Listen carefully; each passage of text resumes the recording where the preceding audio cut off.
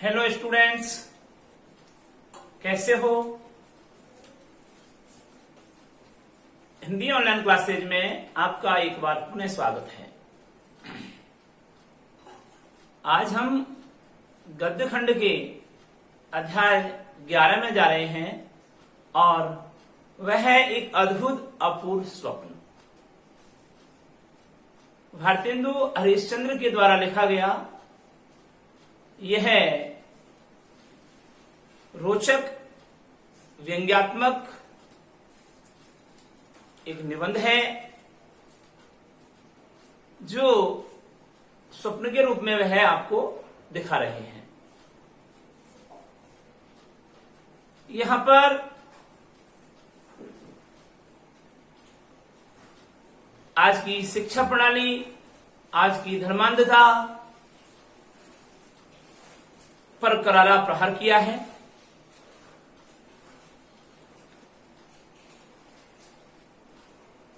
अब आपको पढ़ना तो सब कुछ है, लेकिन 40 से 45% जो कोर्स आपका कम हो रहा है उसमें हो सकता है ये पाठ भी आ जाए और नहीं भी आए, फिर भी हम इसे पढ़ते हैं। प्रस्तुत निबंध भारतेंदु जी की विनोद प्रिय प्रवृत्ति का प्रतिनिधि उदाहरण है। विनोद प्रिय का मतलब हास्य प्रिय, मजाक, व्यंग्यात्मक दृष्टिकोण। इसमें उन्होंने तत्कालीन समाज का एक व्यंग्यपूर्ण चित्र अपनी हास्य व्यंग्यात्मक शैली में प्रस्तुत किया है।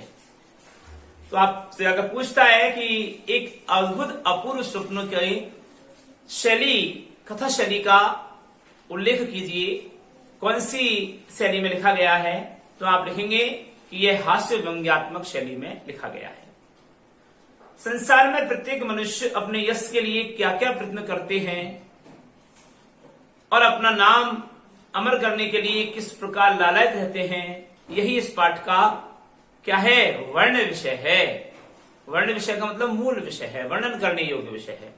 अगर आपसे पूछें कि एक अद्भुत अपूर्व स्वप्न पाठ का वर्ण विषय लिखिए, तो आप लिखेंगे कि प्रस्तुत निबंध में या प्रस्तुत लेख में संसार के प्रत्येक मनुष्य यश प्राप्त करने के लिए अनेक अनेक प्रकार से प्रयत्न करते हैं और अपना नाम अमर करने के लिए लालायित रहते हैं। इस बिंदु पर पाठ का वर्ण विषय आधारित है। समाज धर्मांधता यानी समाज में फैली हुई धर्म की अंधविश्वास, स्वार्थपरता यानी सेल्फिश, व्यक्ति स्वार्थ परायण हो गया है, तथा अंग्रेजी शासन की अत्याचारपूर्ण नीति से किस प्रकार जर्जरित हो गया है। जर्जरित यानी पीड़ित, खंडित, दूषित, टूट गया है। अंग्रेजों के अत्याचार से भारतीय जनमानस हताहत हो गया है, तथा शिक्षा के पवित्र क्षेत्र में भी लोग क्या सोचते थे। इन बातों का व्यंग्यमय चित्र यहां पर प्रस्तुत किया गया है। तो देखिए, पाठ है एक अपूर्व, अद्भुत अपूर्व स्वप्न। ऐसा स्वप्न जो पहले कभी नहीं आया किसी को, लेखक को आ रहा है। लेखक पलंग पर सो रहा है और वह स्वप्न में क्या देखता है, आज रात्रि को पर्यंक पर जाते ही अचानक आंख लग गई। लेखक कहते हैं कि आज मुझे रात्रि को पलंग पर जाते ही अचानक आंख लग गई। आंख लग जाना मुहावरे का अर्थ है नींद आ जाना, नींद आ गई। सोते में सोचता क्या हूं कि मैं सोता हुआ क्या स्वप्न देख रहा हूं, क्या विचार कर रहा हूं स्वप्न में, कि इस चलायमान शरीर को चलायमान इसलिए कहा है कि ये चल स्थिति में है, गतिज अवस्था में है। और चलायमान का दूसरा अर्थ होता है नश्वर, टूट जाना, नष्ट हो जाना, समाप्त हो जाना। तो शरीर की इस चलायमान शरीर का कुछ ठिकाना ही नहीं है, कब छोड़ जाए प्राण। इस संसार में नाम स्थिर रखने की कोई युक्ति निकल आए तो अच्छा है। तो लेखक सोचता है कि इस संसार में यदि नाम अमर हो जाए, ऐसी कोई योजना मेरे को मिल जाए तो अच्छा है, क्योंकि यहां की रीति देखकर मुझे विश्वास होता है कि इस चपल जीवन का क्षण भर का भरोसा नहीं। चपल का मतलब होता है चंचल। चंचल, चंचलता का मतलब जन्म और मरण की रीति से चलना।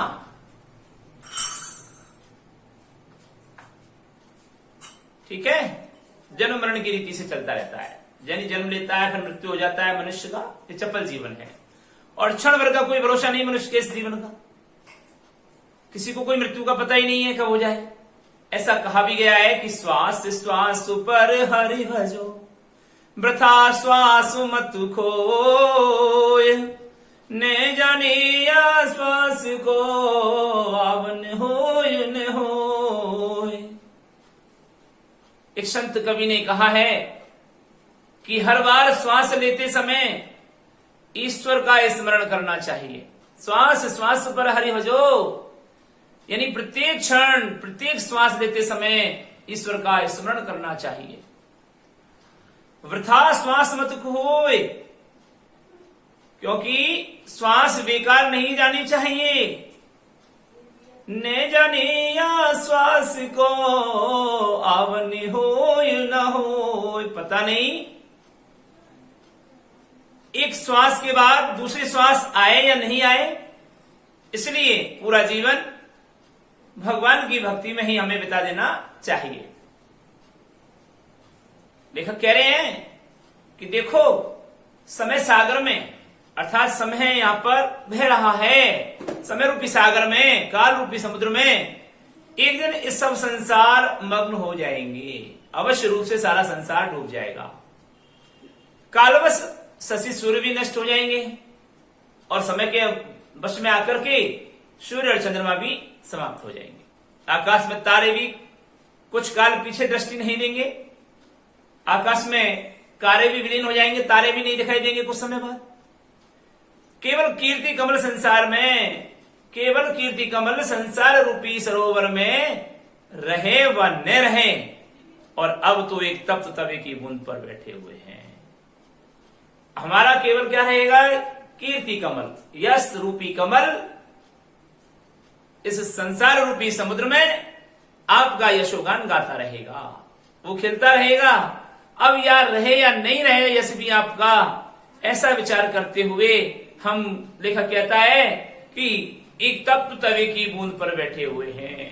तया गरम है, उस पर एक बूंद डालो, बूंद डालते ही वह चुन्न होकर के नष्ट हो जाती है। उसी प्रकार से हम भी यहां संसार में एक गर्म तवे की बूंद की भांति विराजमान है। इस हेतु बहुत समय तक सोच समझ करके पहले तो उसके स्वप्न में यह विचार आया कि देवालय बनाकर छोड़ दिया जाए।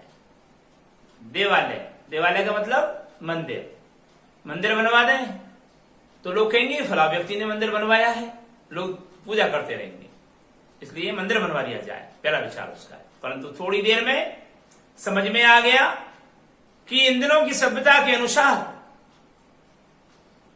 इससे बड़ी कोई मूर्खता नहीं।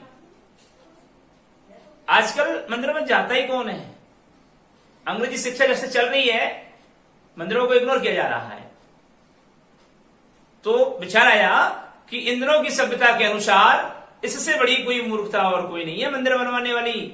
और यह तो मुझे भली भांति मालूम है कि यही अंग्रेजी शिक्षा ऐसे ही रही तो मंदिर की ओर मुख फेरकर कोई भी नहीं देखेगा। इस कारण विचार का परित्याग करना पड़ा। तो प्रश्न बनता है कि लेखक ने मंदिर बनवाने का विचार क्यों त्याग दिया? तो आपको देखना पड़ेगा कि पाश्चात्य शिक्षा के रहने के कारण, पाश्चात्य शिक्षा के रहने के कारण उसके दूषित परिणामों को देखते हुए आधुनिक व्यक्ति मंदिर देवालयों में जाने के लिए आतुर नहीं होगा और वो देवालय व्यर्थ किए जाएंगे। इसलिए उन्होंने मंदिर बनवाना क्या कर दिया? मंदिर बनवाने का विचार त्याग दिया।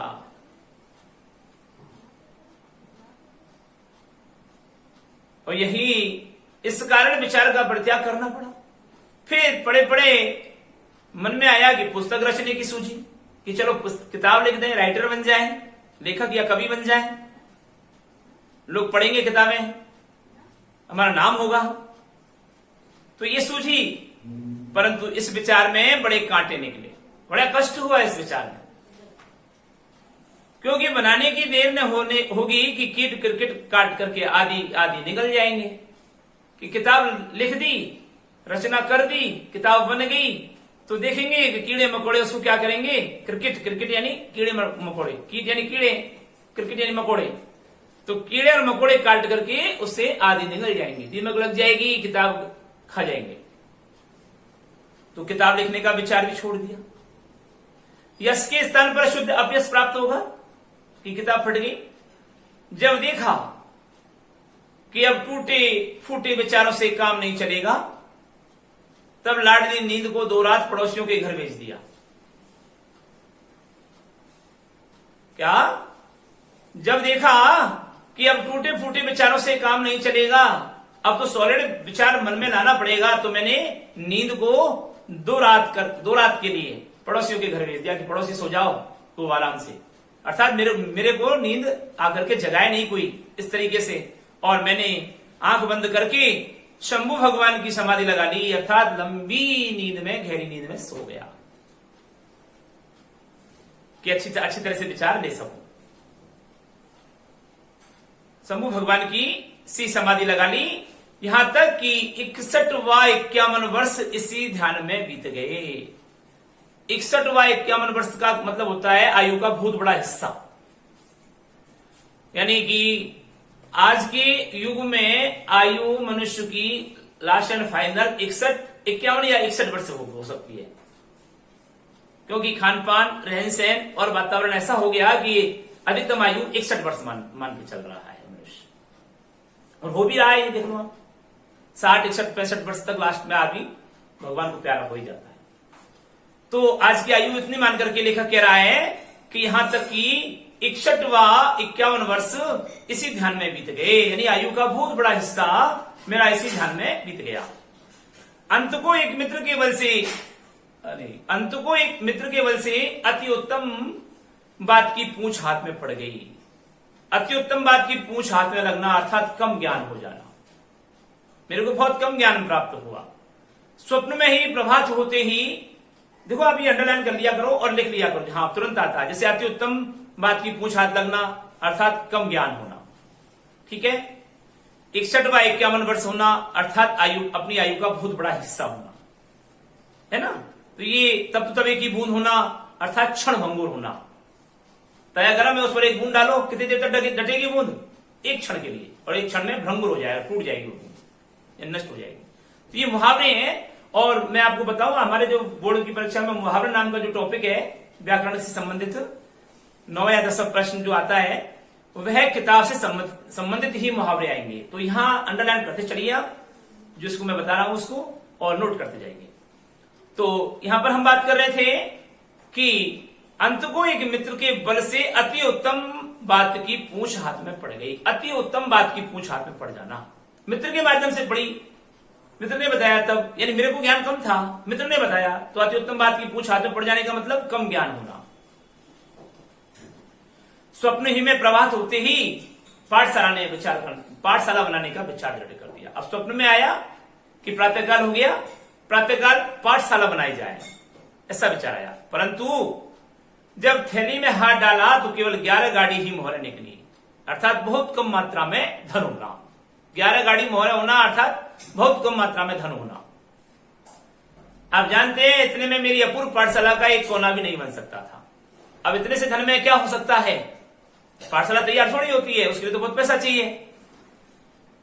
इसका निदान उपाय अपने इष्ट मित्रों की सहायता लेनी पड़ी। अब मैंने क्या किया, अपने अच्छे जो मित्र थे, शुभचिंतक जो मित्र थे, इष्ट मित्र का मतलब शुभचिंतक जो मित्र थे, उनकी सहायता लेनी पड़ी। ईश्वर को कोटि कोटि धन्यवाद देना चाहता हूं जिसने हमारी ऐसी सुनी और मुझे पैसा मिल गया। यदि ईंटों के ठोड़ पर मोहर चुनवा लेते तब भी तो 10-5 रेल रुपए होना, अर्थात कुछ अधिक मात्रा में हो जाना, यानी बहुत अधिक मात्रा में हो जाना, बहुत अधिक पैसा हो गया उसको। इसलिए अगर वो चाहता तो ईंटों की जगह मोहर भी बनवा सकता था, मतलब ईंटों की जगह मोहर भी चुनवा करके और नहर बनवा सकता था। इतना धन हो गया उसको। होते होते सब हरी कृपा से बनकर ठीक हो गया, स्कूल तैयार हो गया, बिल्डिंग तैयार खड़ी हो गई। इसमें व्यय हुआ यह तो मुझे स्मरण नहीं कितना पैसा खर्च हुआ, परंतु इतना मुझे अपने मुंशी ने मुझे बताया कि 1 का अंक और 387 शून्य अकेले पानी में पड़े हैं।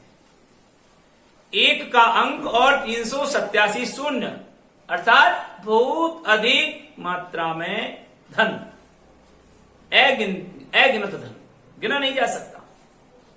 387 शून्य लगाइए और 1 का अंक लगाओ, 1 का अंक लगा करके 387 0 0 0 0 0 0 387 वाला लगा दो, यानी अनगिनत रूप में।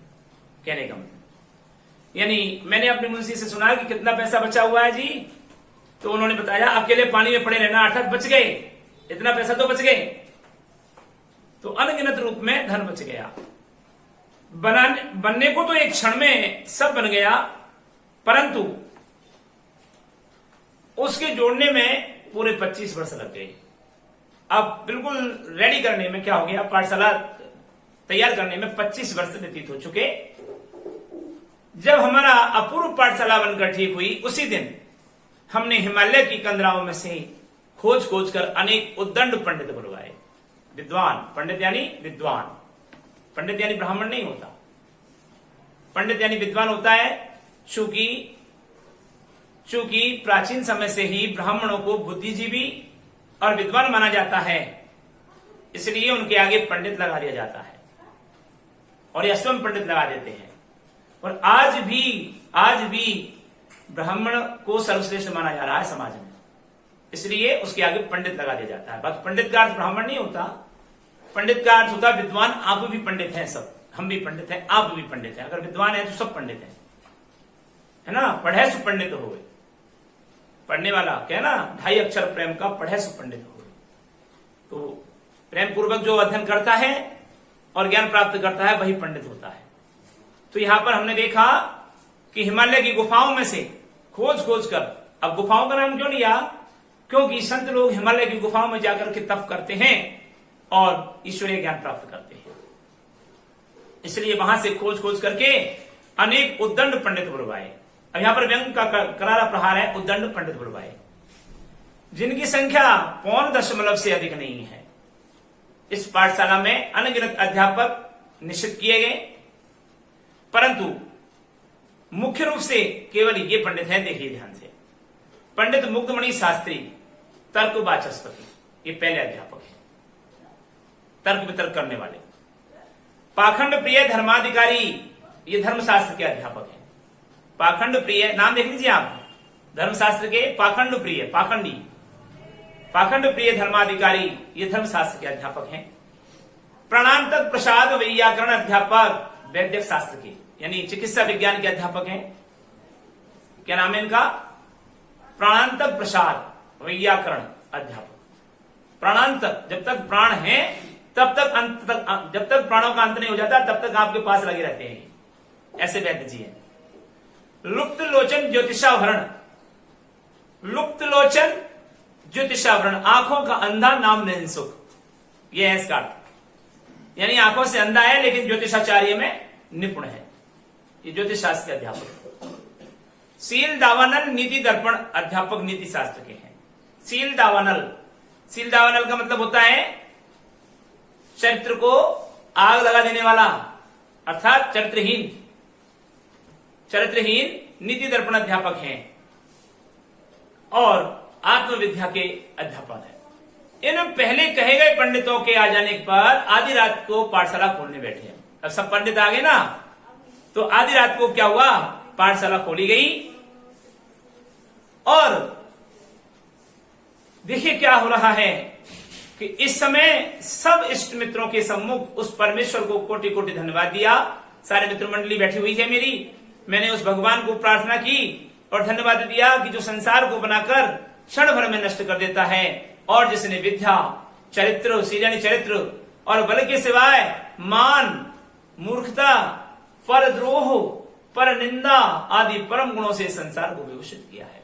यानी इन दोषों को गुणों के रूप में वर्णन किया है लेखक ने, इसलिए यहां पर करारा व्यंग है कि आज की विद्या में चरित्र और शक्ति के अलावा क्या क्या मिलेगा आपको?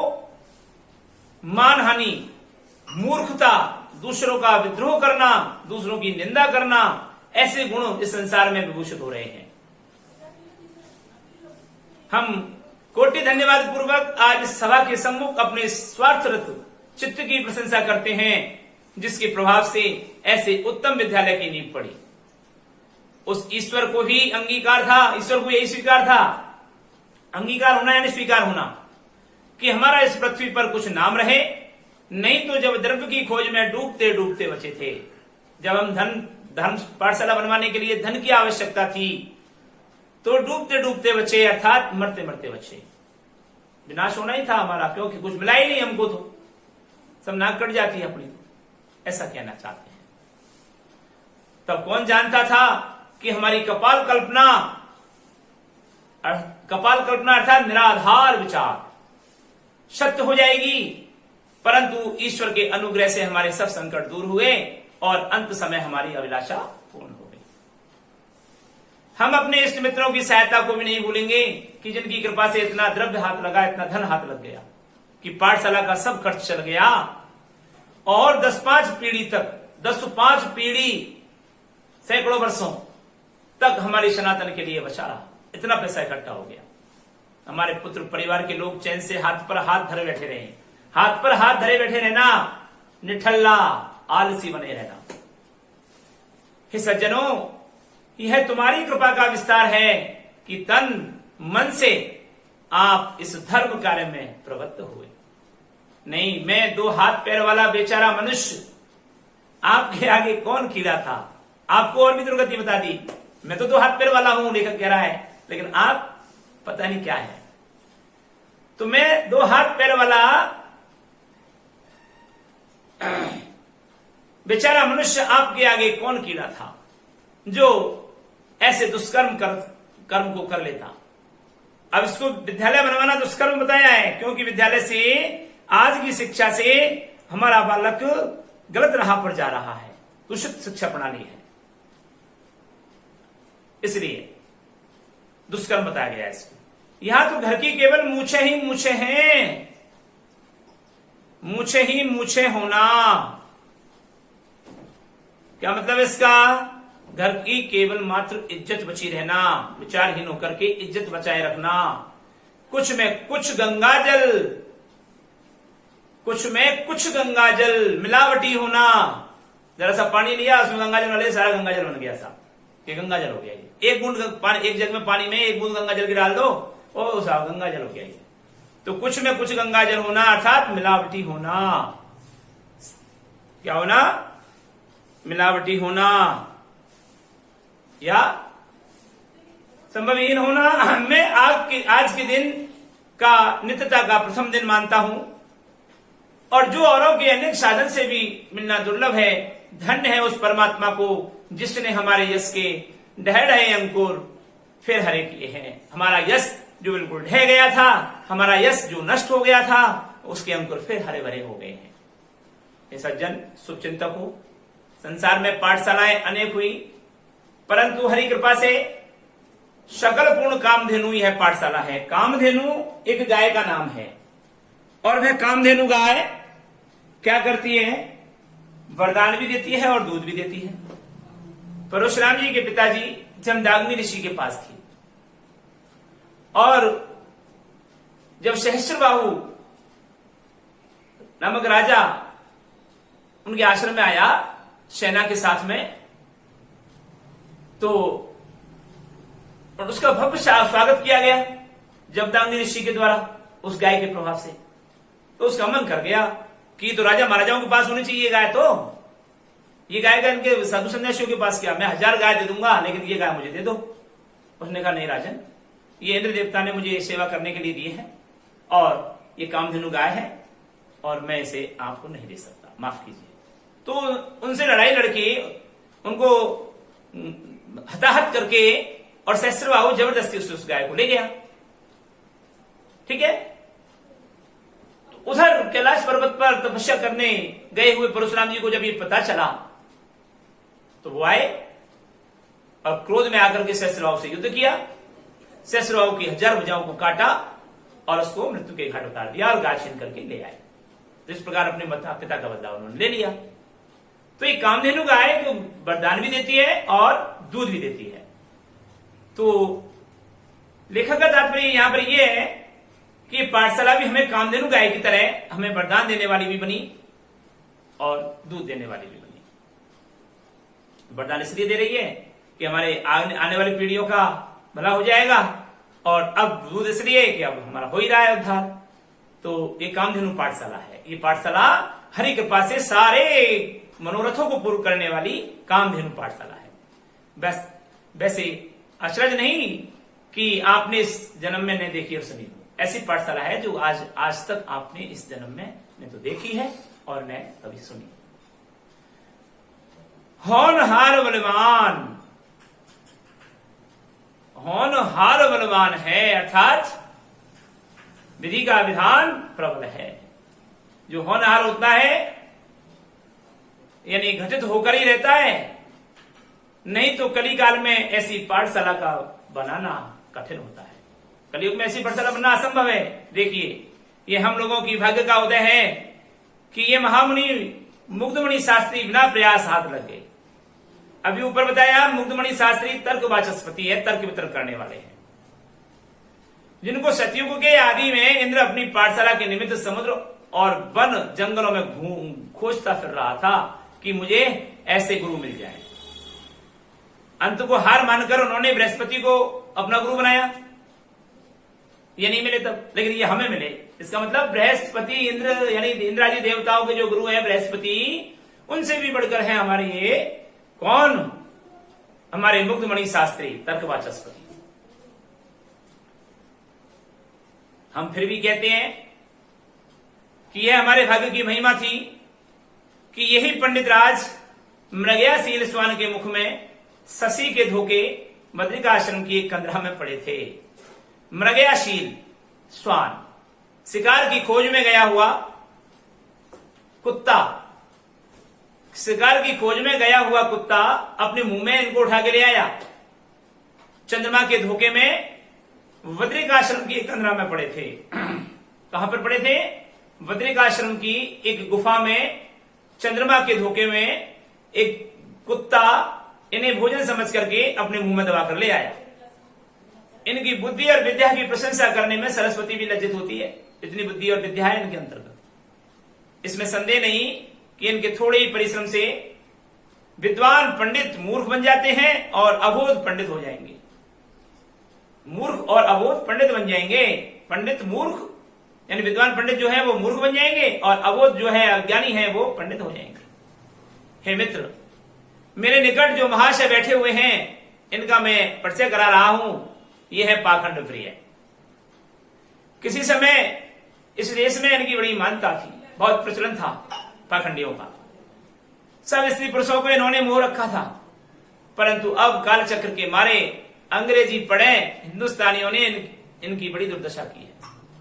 क्योंकि अंग्रेजी के शासन में भाषा संस्कृति आते ही हमारी हिंदी संस्कृति विनिष्ट हो गई, पाखंड नष्ट हो गए। इस कारण प्राण बचाकर हिमालय की तराई में हरी घास पर संतोष करके अपना समय बिता रहे थे। विपत्ति ईश्वर किसी पर नहीं डाले। जब तक इनका राज था सृष्टि बचाकर भोग लगाया करते थे, दृष्टि बचाते और भोग लगा लेते थे। कहने का मतलब भगवान को जब भोग लगता उससे पहले ही उसमें से चुपचाप खा जाया करते थे। ऐसी स्थिति थी इनकी। कहां अब स्वान श्रृंगार के संग दिन काटने पड़ रहे हैं और कहां अब बेचारे हिमालय की कंदराओं में कुत्ते और गीदड़ों के साथ में रह करके दिन बिता रहे हैं। परंतु फिर भी उनकी बुद्धि पर पूरा विश्वास है कि एक कार्तिक मास भी इनको अगर स्थिर रह जाने देंगे, एक कार्तिक के महीने भी अगर ये स्थिर रह गए मेरे विद्यालय में, तो हरि कृपा से समस्त नवीन धर्मों पर 4-5 दिन में पानी फेर देंगे। पानी फेर देना मुहावरे का अर्थ है कि ये किराए को बर्बाद कर देना, यानी सबको बना बनाया काम में गाड़ देना। तो अगर मैंने एक महीने कार्तिक के महीने में इनको रख लिया, एक पाखंड प्रिय को, तो सारे नए नए धर्मों पर 4-5 दिन में ही गुड़ गोबर कर देंगे, पानी फेर देंगे, सब नष्ट कर देंगे। इनसे भिन्न पंडित प्राणांतक प्रसाद की प्रशंसा सुनिए। ये तो हुए मग्धमुनि, क्या नाम था इनका भी, मग्धमुनि शास्त्री, पंडित मुग्धमुनि शास्त्री वाचस्पति। अब आते हैं प्राणांतक प्रसाद, इनसे अलग हैं पंडित प्राणांतक प्रसाद, वो भी प्रशंसा करने योग्य पुरुष हैं। जब तक इस घट में प्राण हैं, जब तक इस शरीर में प्राण हैं, तब तक किसी पर इनकी प्रशंसा बन पड़ी और न ही बनेगी। जब तक शरीर में है प्राण, तब तक कोई इनकी प्रशंसा नहीं करता। ये महावैद्य के नाम से इस संसार में विख्यात हैं। चिकित्सा में ऐसे कुशल हैं कि चिता पर चढ़ते चढ़ते रोगी इनके उपकार का गुण नहीं भूलता। चिता पर चढ़ जाता है और रोगी उपकार करता हुआ, धन्यवाद वैद्य जी महाराज, आपने मुझे चिता तक पहुंचा दिया। कितना ही रोग से पीड़ित क्यों न हो, क्षण भर में स्वर्ग के सुख को प्राप्त हो जाता है। अर्थात कितना ही भयंकर रोग हो, क्षण भर में पंडित प्राणांतक प्रसाद की प्रशंसा की जा रही है कि इनसे भिन्न है पंडित प्राणांतक प्रसाद, ये भी प्रशंसा करने योग्य पुरुष हैं। जब तक इस घट में मनुष्य के शरीर में प्राण रहते हैं ना, तब तक न तो कोई इनकी प्रशंसा करता है और न ही प्रशंसा करने की आवश्यकता पड़ेगी। ये महावैद्य के नाम से विख्यात है। चिकित्सा में ऐसे कुशल है कि चिता पर चढ़ते चढ़ते व्यक्ति, रोगी, इसके उपकार का गुण नहीं भूलता। मार देता है मनुष्य को, रोगी को, ये तुरंत एक झटके में बीमारी से निजात पा लेता है, एक झटके में। कितना ही रोग से पीड़ित क्यों न हो, क्षण भर में स्वर्ग का सुख प्राप्त हो जाता है। कितना ही भयंकर रोग क्यों न हो, एक सेकंड में, एक क्षण में स्वर्ग को चला जाएगा वो, इनकी दवाई देते ही। जब तक औषधि नहीं देते, केवल उसी समय तक प्राणी की संसार व्यथा लगी रहती है। जब तक ये औषधि नहीं देते ना पंडित वैद्य जी, तब तक वो प्राणी परेशान रहता है, और औषधि दी और सारे संकटों से मुक्त हुआ। राम नाम सत्य है। आप लोग कुछ काल की अपेक्षा कीजिए, कुछ समय का इंतजार कीजिए, इनकी चिकित्सा और चतुराई अपने आप प्रकट हो जाएगी। हालांकि आपके अमूल्य समय में बाधा हुई, परंतु यह भी स्वदेश की भलाई का काम था, जनसंख्या कम करने का। ऐसे तो आप आतुर नहीं हुई, ज्यादा लालायत मत बनिए। शेष अध्यापकों की अमृत में जीवन कहानी का श्रवण कीजिए, और लुप्त लोचन ज्योतिषावरण, शील डावानल आदि पंडितों की विवेचना हम अगले वीडियो में करेंगे। अब इसका प्रश्न लिख लीजिए गृह कार्य के लिए। गृह कार्य क्वेश्चन नंबर 1 और क्वेश्चन नंबर 1 में है पंडित मुग्धमणि शास्त्री वाचस्पति।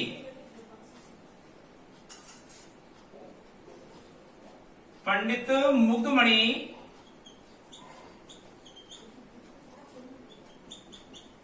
शास्त्री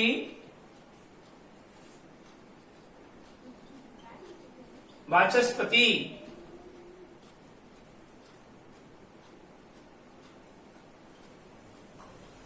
का परिचय लेखक के अनुसार दीजिए।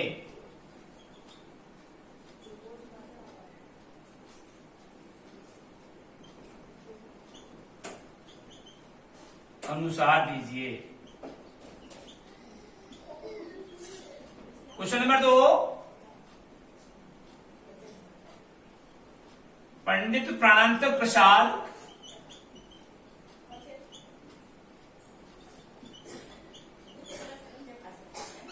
के गुणों का वर्णन कीजिए।